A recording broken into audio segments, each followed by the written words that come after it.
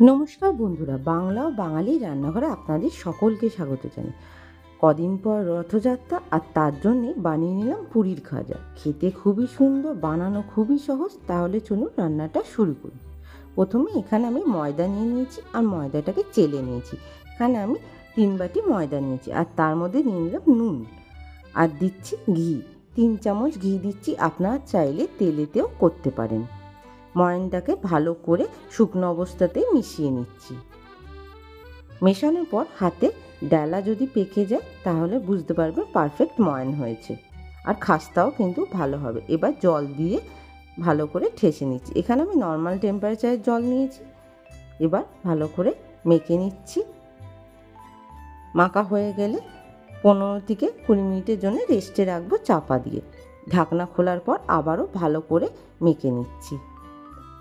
এবার লেচি কেটে নেব। লেচি কাটা হয়ে গেলে ভালো করে গোল পাকিয়ে নিচ্ছি লেচিগুলোকে।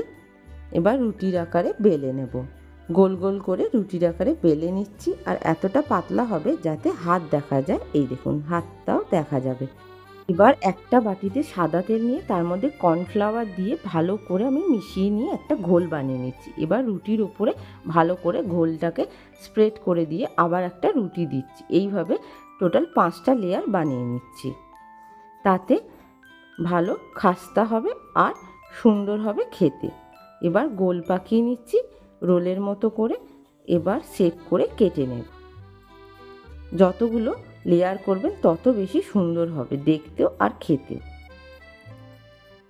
ভালো করে কেটে নিয়ে এবার আমি এগুলোকে বেলে নেব। ঠিক এইভাবে, বেশি চাপলে কিন্তু লেয়ারগুলো জুড়ে যাবে আর তাতে ভালো মতো খুলবে না, তাই জন্য একটু হালকা হাতে বেলতে হবে।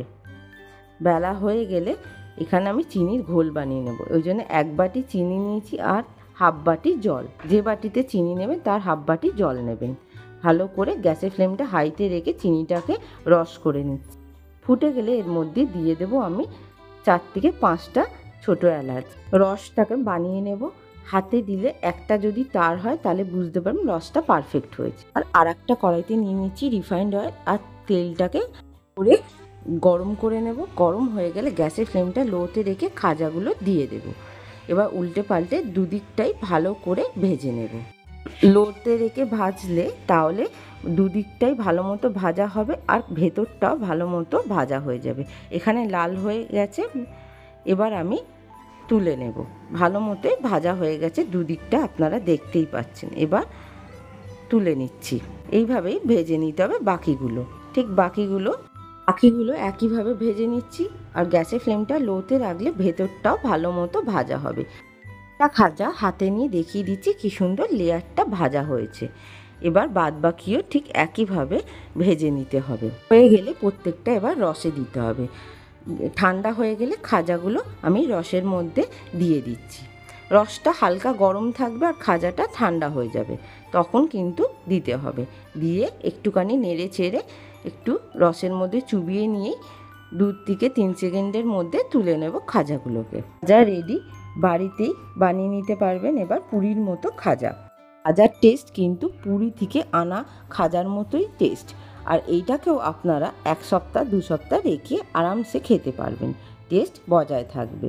রথযাত্রার জন্য সকলকে অনেক অনেক শুভেচ্ছা রইল, আর তার সাথে ভালো থাকুন, সুস্থ থাকুন, দিনটা সুন্দর করে কাটান। ভালো লাগলে একটা লাইক করে দেবেন, আর তার সাথে চ্যানেলটা সাবস্ক্রাইব করে বেল আইকনটা প্রেস করে দেবেন। Thank you for watching.